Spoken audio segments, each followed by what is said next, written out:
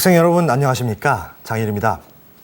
오늘은 대중문화와 영화 비평 17번째 시간입니다. 우리는 지난 시간에 이 두 번의 강의를 통해서 이 질 들레즈, 프랑스의 철학자였죠. 이 질 들레즈의 운동 이미지와 시간 이미지에 대해서 살펴보았었습니다. 그 과정에서 잠재성, 현실성 등의 다소 어려운 개념들이 사용되곤 했었는데요. 이 잠재성이나 현실성, 이런 문제는 나중에 우리가 영화 비평의 실제 편을 통해서 다시 한번 만나게 될 기회가 있을 것입니다. 오늘은 이 디지털 영화에 대해서 살펴보도록 하겠는데요. 일반적으로 말할 때 이 디지털 영화라고 하면 이 컴퓨터 그래픽의 3차원 애니메이션, 그리고 디지털 영상의 합성 기법을 이용해서 이 영화 제작의 거의 모든 작업을 컴퓨터 시스템 내에서 디지털로 처리해서 만들어진 영화를 지칭합니다. 다시 말하자면 단지 SFX, 스페셜 이펙트죠. 이 SFX의 컴퓨터 기술을 단순히 도입하는 것뿐만이 아니라 영화 제작 과정에 있어서의 거의 모든 작업, 그 작업을 디지털 형태로, 컴퓨터 시스템 내에서 디지털 형태로 처리하는 것, 그 처리 과정을 통해서 만들어진 영화를 디지털 영화라고 지칭합니다. 최초의 디지털 영화는 1976년에 존 길러민 감독이 제작한 이 킹콩이었는데요. 사실 그 뒤에 본격적으로 컴퓨터를 활용한 것으로는 1982년에 스티븐 리스버거 감독의 트론을 들 수 있겠습니다. 그 외에도 브레인스톰이라든지 최후의 우주전사 등이 초창기 이 디지털 영화의 대표적인 사례들이라고 할 수 있겠습니다. 이 디지털 영화의 역사에 대해서 좀 더 구체적으로 살펴보면요. 이 컴퓨터 그래픽의 측면에서 이 1977년에 그 유명한 이 스타워즈죠. 스타워즈로 대표되는 이 태동기를 지나서 이 컴퓨터의 발전 속도만큼이나 이 디지털 영화의 발전 속도도 엄청나게 빠른 속도로 진행되어 왔다. 그 발전 과정이 빠른 속도로 진행되어 왔다고 할 수 있겠습니다. 이 스타워즈 이후에는 이 컴퓨터 그래픽을 적용해서 만든 영화들이 아주 우후죽순 쏟아지기 시작했는데요. 좀 전에 언급한 이 1982년의 트론이라는 장면은 정말 기념비적인 작품이라고 할 수 있겠습니다. 왜냐하면 이 트론이라는 영화에서는 이 실사 장면, 실제로 촬영한 장면이죠. 이 실사 장면과 이 컴퓨터 그래픽을 이용해서 3D 컴퓨터 그래픽을 이용해서 만들어진 이 디지털 장면이 합성된 이 최초의 영화였기 때문입니다. 그리고 이 1985년에 제작된 이 피라미드의 공포에서는 이 기존의 영상 합성 기술에서 이 실사와 디지털 이미지를 합성할 때 가장 큰 단점이라고 할 수 있었던 이 컴퓨터 이미지로 제작된 물체의 라인, 선이죠. 이 외부 선이 보이는 이 단점을 보완해서 이 블루매트 기법을 활용한 이 3D 컴퓨터 그래픽을 선보이기도 했었습니다. 하지만 이 컴퓨터 그래픽, 이 디지털 영화의 가장 중요한 그 요소라고 할 수 있는 이 컴퓨터 그래픽이 기술적으로, 이 획기적으로 이 도약을 이룬 계기는 1989년의 어비스라는 영화였습니다. 이 어비스라는 영화는 이 컴퓨터 그래픽이 창조해낸 생물이 처음으로 등장하는 영화이기도 합니다. 이 영화에서 등장하는 이 컴퓨터 그래픽에 의해서 창조된 이 생물은 나중에 1991년에 제작된 터미네이터 2에서 등장하는 이 악당이죠. T-1000, 이 컴퓨터 그래픽 배우라고 할 수 있는 T-1000에서 그 기술이 더욱더 발전된 형태로 사용되게 됩니다. 이 터미네이터 2에 등장하는 이 T-1000이라는 그 로봇이라고 해야 되나요? 이 액체 크롬과 같은 이 변형 구조물로서의 이 로봇은 모핑 기법에 의해서 3D 모핑 기법이라고 하죠. 이 모핑 기법에 의해서 다양한 형태로 변하고 동작까지 자유자재로 구사할 수 있으며 사람과 똑같은 형태로 달리거나 아주 자유자재로 행동하기에 이릅니다. 그리고 이후에는 1993년 주라기 공원에서 이 티라노사우루스를 비롯한 총 7가지 종류의 공룡을 이 컴퓨터 그래픽을 통해서 아주 생생히 재현해내기도 합니다. 또한 이 1994년에 제작되었던 그 포리스트 검프라는 영화에서는 이 디지털 기술을 통해서 이용해가지고 실제 기록물에 드러나 있던 케네디 대통령의 이미지를 뽑아내어서 추출해내어서 극중 주인공이죠. 포레스트 검프와 악수하는 장면을 가상적으로 창조해내기도 합니다. 이처럼 이 컴퓨터 그래픽의 영역은 실로 아주 빠른 속도로 발전해 가고 있다고 할 수 있겠는데요. 이 컴퓨터 그래픽을 언급하면서 빼놓을 수 없는 분야가 바로 애니메이션 분야일 것입니다. 이 애니메이션 분야에서는 특히 1995년 토이스토리가 상당히 기억해 둘 만한 작품인데요. 이 전의 애니메이션, 2D 기법, 2차원적인 화면이 중심을 이루었던 애니메이션의 그 단계를 훌쩍 뛰어넘는 3D 애니메이션, 3D 디지털 애니메이션 기법을 적극 활용한 영화가 바로 1995년에 제작된 토이스토리이기 때문입니다. 그 이후에 이 컴퓨터 그래픽이라는 것은 단지 SF 영화나 액션 영화 등 일부 장르에만 국한된 문제가 아니라 모든 영화에서 실사와 함께 쓰이는 디지털 기술이 함께 실사와 공존하는 그런 형태로 아주 널리 이용되기에 이릅니다. 일명 이 하이퍼 리얼리즘이라고 부르는 것이 바로 그러한 그 실사와 디지털 이미지의 합성을 뜻하는 것인데요. 기존에는 이 실사와 컴퓨터 이미지가 확연히 구분된 상태로 사용되곤 했습니다. 하지만 우리가 지금 현대에서 영화를 볼 때 무엇이 실제로 존재하는 것을 찍은 것인지 아니면 무엇이 컴퓨터를 통해서 가상적으로 만들어진 것인지 전혀 구분할 수 없을 정도로까지 이 컴퓨터 그래픽, 디지털 기술이 발달했기 때문에 이 하이퍼 리얼리즘이라는 말이 생겨난 것입니다. 예를 들어서 좀 전에 언급되었던 이 포리스트 검프라는 영화의 도입부죠. 새 깃털이 날아다니면서 여러 인물들, 여러 장소들을 오가는 장면이 있습니다. 사실 그 장면은 이게 과연 정말로 컴퓨터 그래픽을 통해서 가상적으로 만들어진 장면인가 싶을 정도로 아주 생생하게 자연스럽게 관객에게 다가왔습니다. 이런 것이 바로 하이퍼 리얼리즘의 대표적인 예라고 할 수 있는 것입니다. 그 뒤에 제작된 1995년이죠. 1995년에 제작된 이 아폴로 13이나 1997년에 제작된 이 타이타닉과 같은 영화에서는 이러한 컴퓨터 그래픽 기술이 훨씬 더 자연스럽고 커다란 아주 큰 스케일로 이루어지게 됩니다. 이 타이타닉에 등장하는 장면들, 각 장면들에서 무엇이 정말 실제 세트에서 이루어진 장면이고 무엇이 컴퓨터 그래픽을 통해서 가상적으로 만들어진 장면인지를 구별하기란 실로 쉬운 일은 아닙니다. 이처럼 이 컴퓨터 그래픽이 우리의 현실 속으로 실제로 존재하는 것과 구분할 수 없을 정도로 아주 생생하게 다가오고 있다라는 것이 현대 영화, 현대 영상의 대표적인 특징이라고 할 수 있겠습니다. 따라서 배우도 없고 실제 배우도 없고 실제 필름도 없는 이 디지털 영화라는 것에 아주 극단적인 형태가 등장할 것이라는 것이 그 당시 타이타닉이나 이런 영화들을 보던 그리고 제작하던 사람들의 섣부른 기대였는데요. 그러한 기대가 처음으로 충족되었던 영화가 바로 스타워즈 에피소드 1 보이지 않는 위협이라고 할 수 있겠습니다. 이 1999년에 제작된 스타워즈 에피소드 1 보이지 않는 위협은 90%가 넘는 장면들을 모두 디지털 영상으로 제작을 했습니다.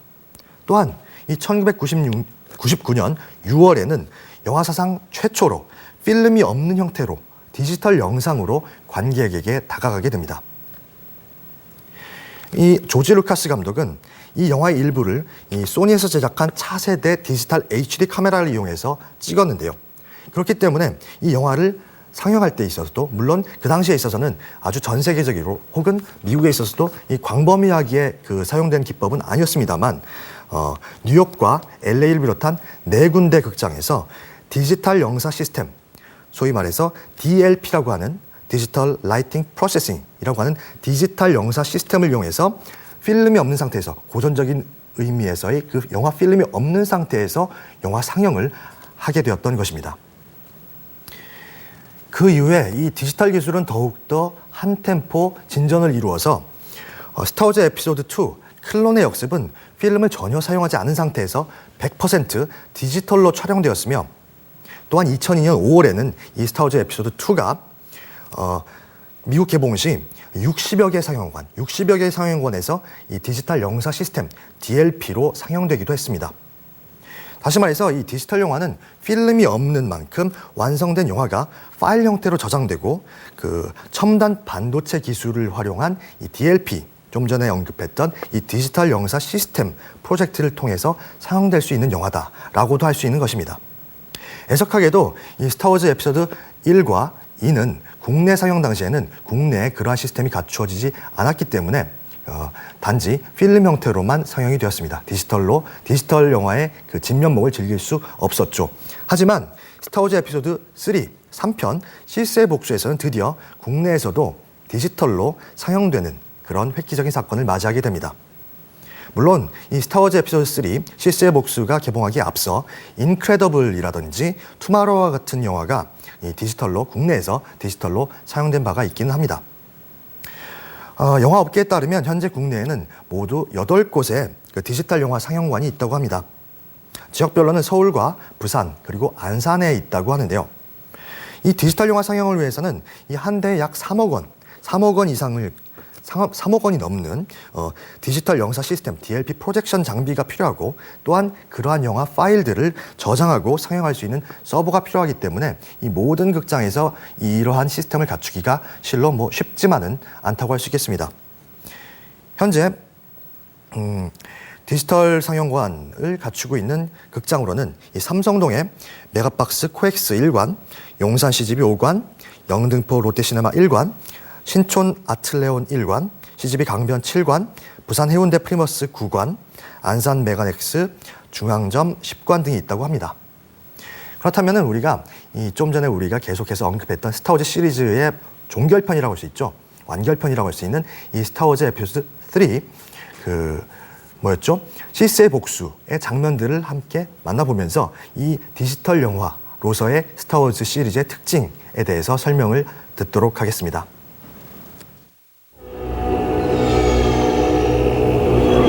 스타워즈 에피소드 3 시스의 복수에는 이전 시리즈와는 달리 각기 다른 특색을 가진 약 8개의 행성이 등장한다. 이것을 스크린 위에 멋지게 표현하기 위해 스타워즈 제작팀은 호주에 위치한 세트장을 비롯해 세계 각지를 돌며 촬영을 했고 스타워즈 특수효과팀은 그렇게 촬영된 영화 배경을 바탕으로 특수효과 스튜디오인 ILM에서 새로운 장면들을 만들어 나갔다.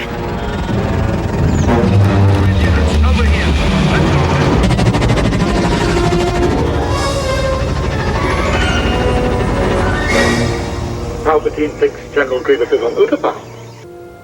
2,300개에 육박하는 특수효과가 사용된 스타워즈 에피소드 3 시스의 복수는 각각의 장면마다 최소한 1개 이상의 특수효과가 등장하기 때문에 이 영화는 그야말로 컴퓨터 그래픽의 축제라 해도 과언이 아닐 것이다.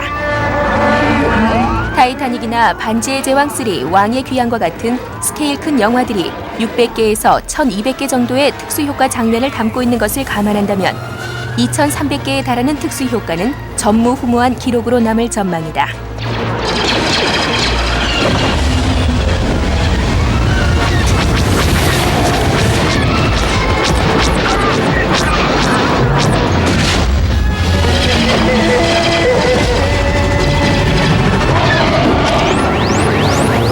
또한 스타워즈 에피소드 3 시스의 복수에는 65명의 배우들과 더불어 요다나 자자 핑크스와 같이 컴퓨터에 의해 창조된 42명의 디지털 배우들이 출연한다.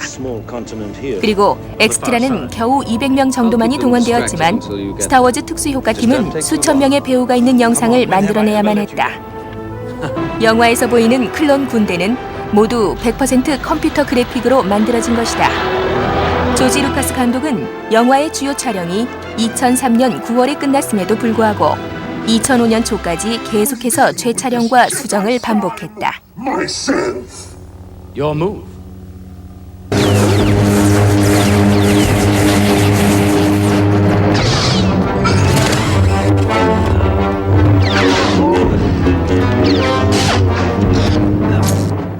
이처럼 이 스타워즈 시리즈가 갖고 있는 이 영화사에 대한 영향력, 그러니까 영화사에 있어서 이 디지털 영화로서 영화가 진화해 가는 과정에 있어서 이 스타워즈 시리즈가 미친 영향력은 실로 크다고 할 수 있겠습니다. 이와 더불어 이 1999년 발표된 영화들이죠.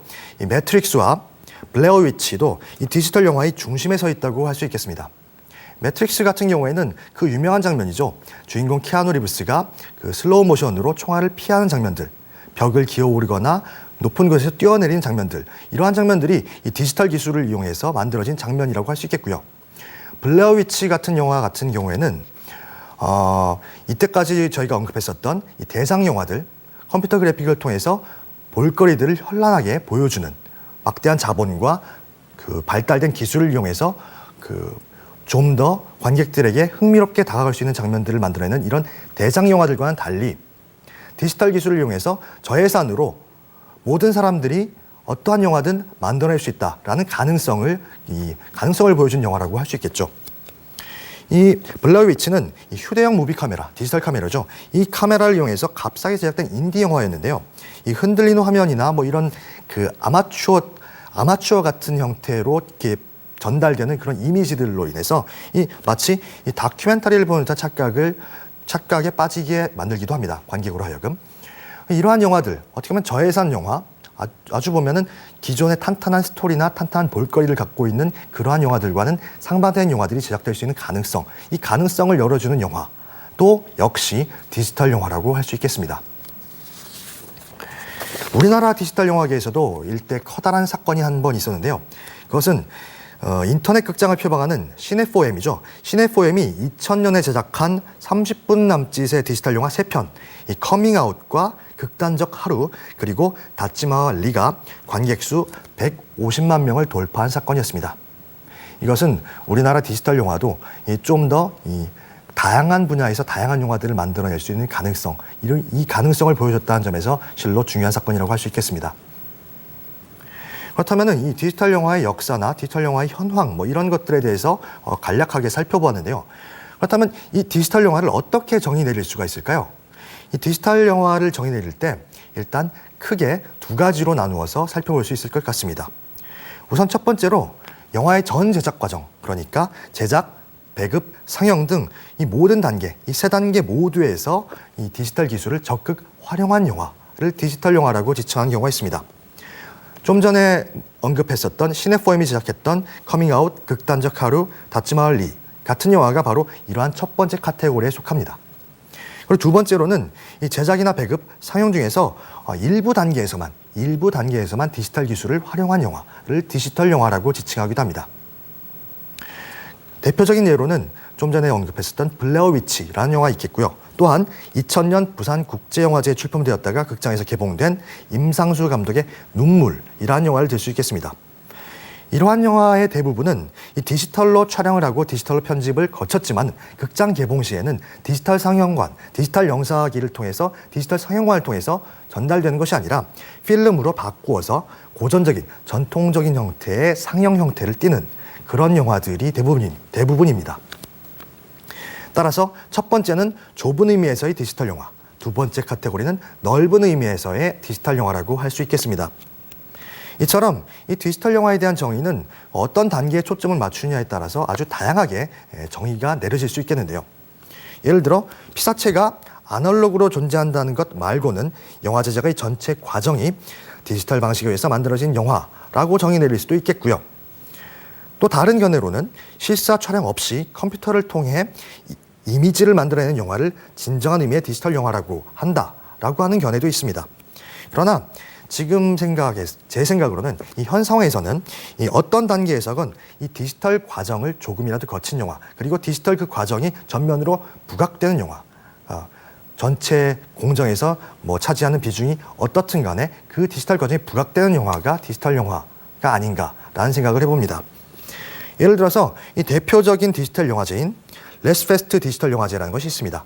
이 영화제에서는 이 촬영 방식이 아니라 디지털 편집을 거친 영화, 즉 다시 말해서 어떻게 찍었는가와는 상관이 없이 디지털 매체의 특성을 얼마만큼 잘 살렸는가에 초점을 맞추어서 디지털 영화인지 아닌지를 판단합니다.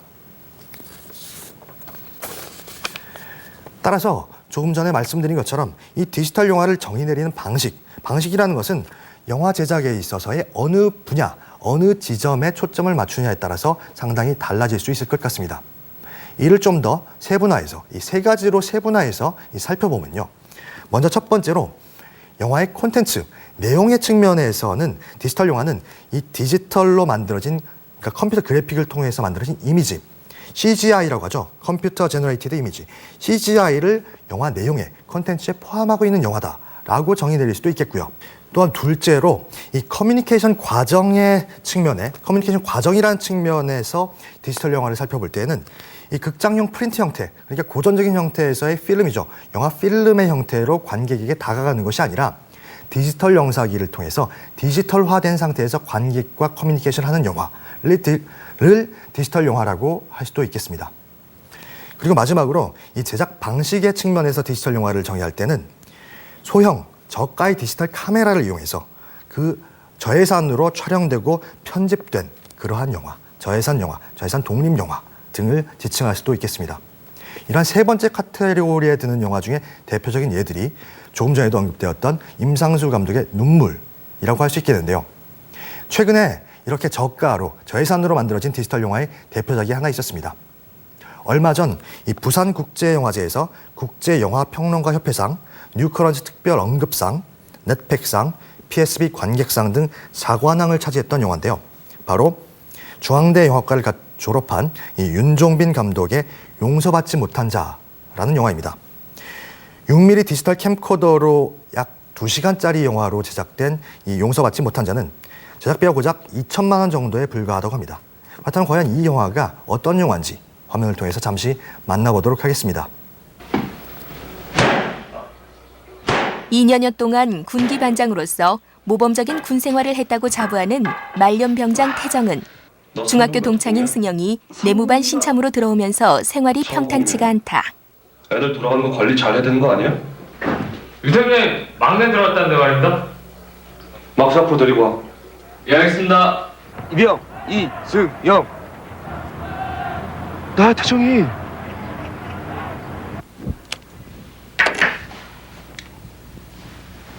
상관의 군화에 매일같이 물광을 내갖다 바치는 일이 당연하다거나 고참은 신참 팬티를 빼서 입어도 당당할 수 있는 군대 특유의 부주의함을 받아들이지 못하는 승영은 사사건건 문제를 일으키고 태정은 친구라는 이유로 승영을 계속 감싸주지만 자신까지 곤란한 상황에 몰리기가 일쑤다. 이병, 이승영.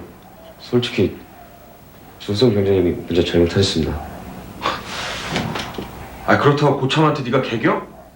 어? 막말로 고참이 쫄다고 팬티 한 번 입을 수도 있는 거지. 그게 그렇게 큰일이야? 이 새끼가 진짜 개념 없네 이거. 따라가. 그냥 죄송합니다 그럼 될 거 가지고. 야, 내가 잘못한 게 없는데 왜 미안하다 그래? 야 난 무슨 뭐 잘못해가지고. 시키는 대로 하는 것이 편하다는 태정의 충고와 걱정에도 불구하고 승영은 자신이 고참이 되면 이런 나쁜 관행들을 다 바꿀 자신이 있다고 큰 소리를 치지만 태정에겐 그런 승영이 답답하기만 하고 자신의 제대 후 홀로 남겨질 친구의 앞날이 걱정될 뿐이다.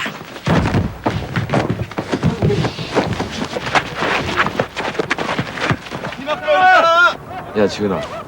이병, 허지훈. 조용히 해. 나 있을 땐 편하게 하라니까. 그러던 중 승영도 어느덧 지훈을 후임으로 두게 된다.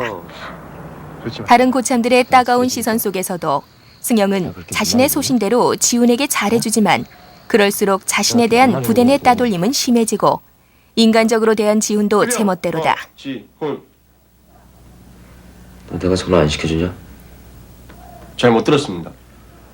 전화 안 시켜주냐고. 태정이라는 보호막도 없어진 승영은 이제 서서히 변해가기 시작하는데 1년여 후 제대 후 군대의 기억을 까맣게 잊고 지내던 태정에게 어느 날 승영으로부터 갑작스레 만나자는 전화가 온다. 여보세요? 여보세요? 예, 저 태정이 핸드폰 아닙니까? 누구세요? 아, 저 유태정 씨 핸드폰 아닙니까? 누구신데요? 야! 모르게 되었어? 이야, 너 이제 제법 이제 자세가 나온다. 어? 이게 얼마만이냐?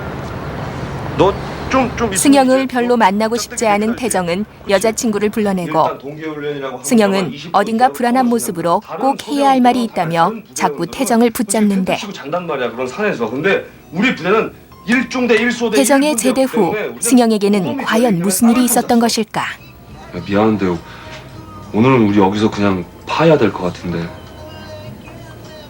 야, 딴 데 가서 둘이서 소주 한잔 더 하자.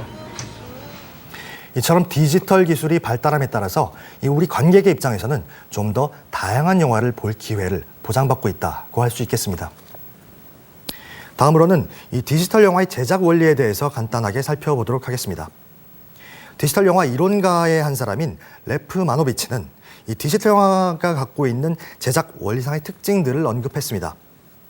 이 특징 중에 가장 대표적인 것은 우선적으로 이 제작과 가공 사이의 경계가 무너지고 있다라고 할 수 있는 것인데요. 다시 말해서 기존 영화에서의 이 촬영과 편집으로 확연히 구분되었던 프로덕션 과정과 포스트 프로덕션 과정이 더 이상 그 경계가 의미가 없는 것이 되어버렸다라는 라는 의미겠죠. 따라서 기존의 영화에서는 필름을 가지고 촬영한 다음에 편집 과정이라는 것이 후반 작업, 포스트 프로덕션 작업에 속했습니다. 하지만 이 디지털 영사 기술, 그리고 디지털 촬영, 편집 기술 등이 발달하면서 이 디지털을 이용해서 뭔가 영화 원본에 수정을 가하는 작업이 오히려 전면에 부상하게 되는 것이죠. 따라서 편집이라는 것이 포스트 프로덕션 과정인지 아니면 프로덕션 과정인지 모호한 상태가 됐다라는 의미이기도 하겠습니다. 따라서 둘째로 이 디지털 영화의 경우에는 이 제작이 후반 작업을 그러니까 제작이라는 것은 영화 촬영이라는 것이죠. 프로덕션 과정, 영화 촬영의 과정은 후반 작업을 하기 위한 전초 단계이다라고도 할 수 있는 것입니다. 오히려 후반 작업, 기존의 영화에서 후반 작업이라고 불렸던 이 과정이 훨씬 더 중요한 상태가 돼버린 것이죠. 단적인 예로 이 스타워즈 에피소드 1 보이지 않는 위험의 경우에는 영화 촬영에는 불과 65일이 걸린 반면에 후반 작업, 컴퓨터 그래픽을 통한 후반 작업에는 무려 2년이나 소요되었다고 합니다. 이는 스타워즈 에피소드 2편, 3편을 비롯한 현대 디지털 기술을 활용한 대작 영화들에서는 아주 일반적인 경향이라고 합니다. 그리고 셋째, 이 특수효과라는 측면에서 볼 때 이 전통적 영화 제작에서는 특수효과라는 것은 여러 가지 영화적 기법 중에 단지 일부에 불과했었습니다. 하지만 이 디지털 영화에서는 점점 더 이 특수효과라는 것이 그 중심부를 차지하게 된 것이죠. 따라서 좀 전에 저희가 하이퍼 리얼리즘이라는 것을 공부했었는데요.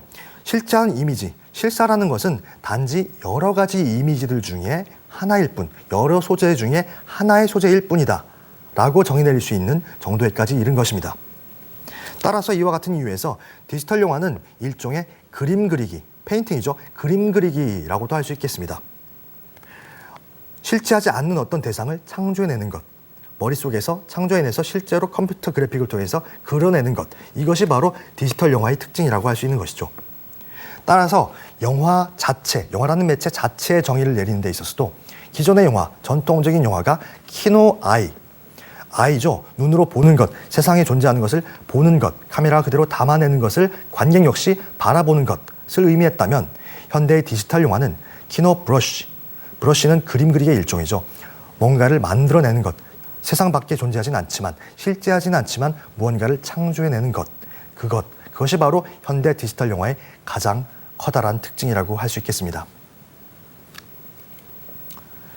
오늘은 이 디지털 영화의 역사, 정의, 그리고 제작 방식에 있어서의 특징 등에 대해서 살펴보았습니다.